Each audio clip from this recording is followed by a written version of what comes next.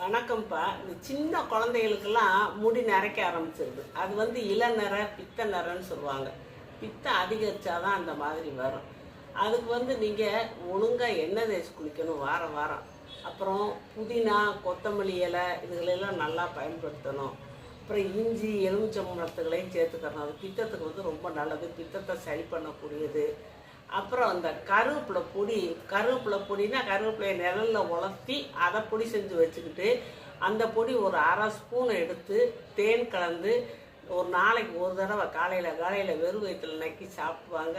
அந்த இது முடி நரைக்காமல் இருக்கும் அந்த கருவேப்பிலைக்கு.